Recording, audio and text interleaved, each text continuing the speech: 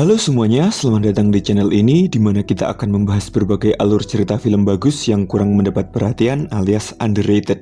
Nah, kali ini film yang akan kita bahas adalah tentang seorang perempuan yang membawa kepala lelaki parubaya yang telah memperkosanya pergi melintasi sabana Sumba demi mencari keadilan. Judul film ini adalah Marlina si Pembunuh dalam 4 babak yang disutradarai oleh Mouli Surya dan dirilis pertama kali pada tahun 2017 lalu. Tak terlalu diminati di Indonesia, namun film ini ternyata mendapat apresiasi yang luar biasa dari dunia internasional. Seperti apa ceritanya? Yuk langsung aja kita masuk ke pembahasannya. Cerita ini mengambil setting di padang sabana Sumba, Indonesia. Suatu siang, seorang laki-laki parubaya yang bernama Markus mengendarai motornya ke sebuah rumah milik perempuan bernama Marlina. Di depan rumah itu, Markus melihat batu nisan bertuliskan nama Topan. Tak mau terlalu peduli dengan kuburan itu, Markus masuk ke dalam rumah. Di sana, dia bertemu dengan Marlina yang kebingungan kenapa ada laki-laki asing datang ke rumahnya. Di dalam rumah, tepatnya di sebuah sudut ruangan, ada mumi dari seorang laki-laki. Markus pun duduk dan bertanya siapa itu Topan. Namun Marlina berkata bahwa itu bukan urusannya. Setelah itu Markus meminta Marlina untuk membuatkannya kopi karena dia adalah tamu. Marlina pun pergi ke dapur sementara Markus malah memainkan alat musik tradisional Sumba yang ia bawa. Beberapa saat kemudian Marlina datang menyajikan kopi kepada Markus. Waktu itu Markus bertanya di mana suami Marlina, kenapa belum kembali setelah sekian lama. Markus juga bertanya siapa mumi laki-laki yang ada di sudut ruangan. Namun Marlina menjawab bahwa itu bukan urusan Markus. Tak lama kemudian Markus bilang kalau seorang janda tidak boleh terlalu memilih-milih laki-laki yang datang dan ingin mengawininya. Marlina pun berasumsi kalau Markus ingin mengawininya, namun Markus bilang bahwa tujuannya bukanlah itu. Dia bilang nanti malam akan datang teman-temannya yang lain ke rumah, dan mereka akan mengambil uang serta hewan ternak Marlina. Kemudian jika ada waktu, mereka semua akan meniduri Marlina. Markus bilang bahwa nanti malam Marlina akan menjadi perempuan paling beruntung karena akan ditiduri oleh banyak laki-laki. Namun Marlina malah bilang bahwa dia adalah perempuan paling sial. Setelah itu Markus meminta Marlina untuk membuat masakan untuk dia dan teman-temannya. Marlina pun bertanya kepada Markus ingin dimasakkan apa. Markus pun bilang kalau dia ingin makan sup ayam. Marlina pun pergi ke dapur dan bingung harus bagaimana. Dia berpikir selama beberapa saat sampai akhirnya memutuskan untuk berbuat sesuatu. Beberapa waktu kemudian, saat hari mulai gelap, rombongan teman Markus datang menggunakan sebuah truk. Mereka semua pun mulai mengangkuti hewan-hewan ternak yang ada di rumah Marlina. Setelah mengangkut semua hewan ternak ke dalam truk, rombongan itu pun masuk ke rumah dan bersantai tanpa rasa bersalah sama sekali. Marlina menemui mereka dan mengucapkan selamat malam. Setelah itu dia pergi ke kamar dan ternyata Markus sudah menyantai di tempat tidur. Marlina berpura-pura berdandan, tetapi sebenarnya dia mengambil sesuatu dari dalam lacinya. Dia pun kembali ke dapur dan mulai memasak untuk Markus dan rombongannya. Dan saat itulah dia mencampurkan biji-bijian beracun yang diambil dari kamar ke dalam masakannya. Saat dia memasak, seorang pria paling muda dari rombongan itu, yaitu Franz, datang ke dapur. Dia bertanya Marlina masak apa, dan Marlina menjawab kalau dia masak sup ayam seperti yang diminta oleh Markus. Franz kemudian ingin mencicipi masakan itu, tetapi awalnya Marlina menolak karena takut dia ketahuan oleh rombongan lain.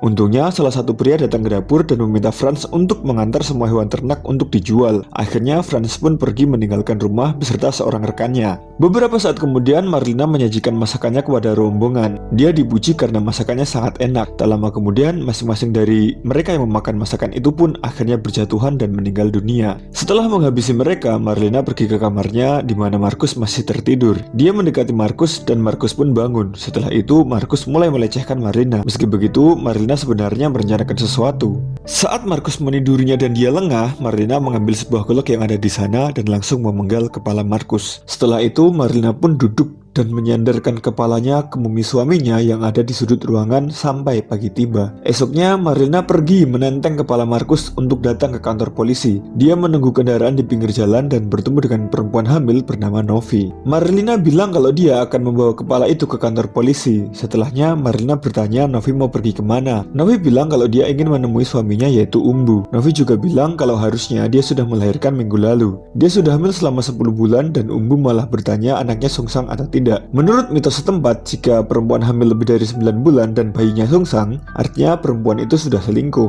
Marlina kemudian berkata bahwa dulu dia hanya mengandung Topan selama 7 bulan, dan terjawab sudah bahwa makam di depan rumah Marlina adalah makam anaknya. Beberapa saat kemudian, sebuah truk datang dari kejauhan dan berhenti tepat di depan mereka. Marlina dan Novi pun masuk, tapi para penumpang lain kaget saat melihat Marlina membawa kepala orang. Sopir truk pun turun dan melarang Marlina untuk ikut naik, namun Marlina mengambil goloknya dan mengancam sopir itu. Dia bilang ingin pergi ke kantor polisi, dan akhirnya supir itu pun kembali masuk. Sementara itu Marlina duduk di sampingnya sambil mengancamkan golok kepada supir itu. Sementara itu para penumpang lain langsung turun karena takut dengan Marlina. Mereka pun pergi meninggalkan truk itu sambil mengomentari Marlina yang sudah membunuh orang. Truk pun melaju melintasi jalanan padang sabana Sumba. Sampai di satu tempat, seorang ibu-ibu mencegat truk itu dan membawa kuda-kudanya menaiki truk. Supir itu bilang kalau dia harus pergi ke kantor polisi mengantar Marlina, tetapi ibu-ibu itu tidak peduli karena sudah menunggu sangat lama. Dia pun naik dengan seorang pemuda yang ikut bersamanya. Perjalanan truk itu pun akhirnya berlanjut. Di perjalanan, ibu-ibu yang baru naik itu menyarankan Marlina agar duduk di belakang karena tangannya pasti pegal setelah memegang golok terus-menerus. Ibu-ibu itu bilang kalau si sopir pasti akan mengantarnya ke kantor polisi. Akhirnya Marlina pun menurut dan pindah ke belakang bersama ibu-ibu itu, Novi, seorang pemuda, dan 2 ekor kuda. Perjalanan pun kembali dilanjutkan. Suatu ketika, truk yang ditumpangi Marlina berpapasan dengan truk Franz yang baru saja kembali setelah menjual binatang ternak. Marlina pun bergegas sembunyi agar tidak terlihat oleh Franz dan rekannya. Beberapa waktu kemudian, truk yang ditunggangi Franz dan temannya sampai di rumah Marlina. Franz masuk ke dalam rumah dan terkejut melihat apa yang terjadi. Dia kembali keluar sementara temannya memeriksa apa yang sedang terjadi di dalam rumah. Tak lama kemudian, menggunakan 2 sepeda motor, mereka berdua pun pergi menyusul truk yang tadi berpapasan dengan mereka. Sementara itu, Marlina dan Novi ternyata sedang buang air kecil dan menjauhi truk. Di sanalah Novi menceritakan bahwa mertua dan suaminya menganggapnya selingkuh karena bayinya sudah lebih dari 9 bulan dan belum terlahir. Sementara itu, Marlina malah berhalusinasi melihat Markus tanpa kepala yang sedang bermain alat musik tradisional Sumba di hadapannya.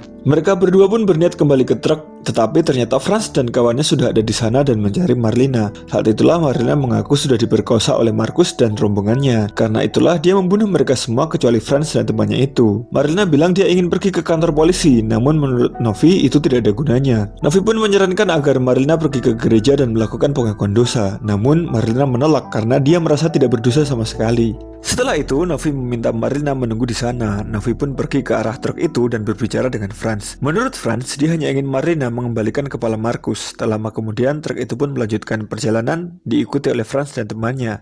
Ternyata salah satu kuda milik ibu-ibu yang ada di truk itu lepas. Marlina pun mendatangi kuda itu, kemudian menungganginya untuk pergi ke kantor polisi. Dia pun melintasi jalanan gersang menggunakan kuda tersebut. Sementara itu, tubuh tanpa kepala Markus yang selama ini muncul di pandangan Marlina berjalan mengikuti Marlina sambil terus memainkan alat musik tradisionalnya. Setibanya di kantor polisi, Marlina mampir dulu ke sebuah warung yang terletak tak jauh dari sana. Seorang gadis kecil menawarinya sup ayam, tetapi Marlina bilang sudah makan sup ayam tadi malam. Gadis itu pun kemudian menawari Marlina sate kambing. Marlina pun masuk ke dalam warung itu dan bertanya siapa nama gadis itu. Si gadis bilang kalau namanya adalah Topan, dan Marlina pun bilang kalau nama anaknya juga Topan tetapi dia laki-laki. Gadis itu kemudian berkata kalau ibunya memberinya nama Topan agar dia kuat seperti laki-laki. Marlina kemudian pesan sate dan teh manis. Setelah itu dia makan dan bilang bahwa dia ingin menitipkan sebuah kotak kayu yang dia bawa untuk beberapa saat. Di kotak kayu itulah Marlina menyimpan kepala Markus. Dia bilang kalau isi kepala itu adalah rahasia sehingga tidak boleh dibuka. Setelah itu Marlina pun pergi ke kantor polisi. Namun begitu sampai di kantor polisi, para petugas malah asik bermain pingpong dan tidak menggubrisnya. Akhirnya setelah menunggu sekian lama, Marlina pun dipanggil dan menghadap seorang petugas. Dia menjelaskan bahwa komplotan Markus sudah mengambil semua hewan ternaknya. Marlina kemudian juga menceritakan kalau dia juga sudah diperkosa. Petugas itu bertanya seperti apa ciri-ciri orang yang sudah memperkosa Marlina. Setelah itu Marlina pun menjelaskan ciri-ciri Markus. Petugas kemudian bertanya ciri-ciri komplotan Markus. Marlina hanya bilang bahwa mereka lebih muda dan Markus adalah yang paling tua. Setelah itu si petugas malah bertanya jika Markus bertubuh kurus dan tua, kenapa Marlina membiarkan Markus memperkosanya. Setelah diam beberapa saat, Marlina bilang kalau Markus dibantu teman-temannya. Beberapa saat kemudian si petugas bilang untuk memproses laporan Marlina dibutuhkan olah TKP. Namun karena belum ada kendaraan, olah TKP baru bisa dilakukan besok atau lusa. Selain itu, menurut si petugas, untuk membuktikan kasus pemerkosaan, pihak kepolisian butuh alat visum. Tetapi kantor polisi di sana tidak memiliki alatnya dan paling baru bisa datang bulan depan. Mereka harus menunggu dana dari pusat dulu, kecuali jika Marlina punya dokter sendiri. Karena merasa para petugas tidak membantu, Marlina pun kecewa dan pergi meninggalkan kantor tersebut. Marlina pun kembali ke warung tempat dia menitipkan kotak kayu berisi kepala Markus. Di sana dia duduk dan menangis karena sia-sia saja perjalanannya hari itu. Tak lama kemudian, Topan datang membawakan titipan Marlina, kemudian memeluknya. Topan meminta Marlina agar jangan menangis. Setelah itu Marlina menghabiskan waktu bersama Topan. Dia menumpang mandi di sana, kemudian menemani Topan tertidur. Setelah Topan tertidur, Marlina mengeluarkan kepala Markus dari kotak kayunya, kemudian melakukan perjalanan pulang untuk kembali ke rumahnya menggunakan kuda. Di sisi lain, Franz dan rekannya ternyata membunuh sopir truk. Rekan Franz mengubur mayat sopir itu, sementara Franz malah iseng mengangkat telepon dari suami Novi. Franz bilang kalau dia adalah selingkuhan Novi, sehingga Novi kesal dan mencoba menghentikannya. Saat itulah seorang pemuda di sana memukul Franz. Mereka pun segera menaiki truk dan pergi meninggalkan tempat itu. Pada akhirnya Novi bertemu dengan suaminya yaitu Umbu. Namun karena sudah terprovokasi oleh Franz, Umbu malah marah besar dan memukul Novi. Umbu pun pergi meninggalkan istrinya. Tak lama kemudian Franz datang menemuinya dan merasa menyesal. Beberapa saat kemudian Novi menelpon Marlina dan mengatakan apa yang sudah terjadi. Setelahnya Franz mengambil telepon itu dan meminta Marlina untuk menyerahkan kembali kepala Markus. Franz dan Novi pun akhirnya pergi meninggalkan tempat itu untuk kembali ke rumah Marlina. Mereka sampai di sana sebelum Marlina sampai. Saat itu Novi sebenarnya ingin menghabisi Franz, namun dia mengurungkan niatnya saat melihat Franz yang menangisi semua rekannya yang sudah mati. Malam harinya Marlina pun tiba. Franz langsung memintanya menyerahkan kepala Markus. Setelah itu Franz meminta Novi untuk memasak. Novi pun pergi ke dapur untuk membuat masakan. Namun saat dia memasak, dia mendengar sesuatu yang mencurigakan. Dia pun pergi ke kamar dan melihat Franz yang sedang memperkosa Marlina. Tanpa ragu-ragu, Novi pun mengambil golok dan menyerang Franz sampai terbunuh. Dan hanya berselang beberapa saat, Novi pun melahirkan dengan Marlina yang membantunya. Anak Novi pun akhirnya lahir pada malam itu juga. Dan akhirnya cerita pun berakhir di sini. Bersama dengan itu, maka berakhir juga video kita kali ini. Terima kasih sudah menonton video ini dari awal sampai akhir dan sampai jumpa di video berikutnya.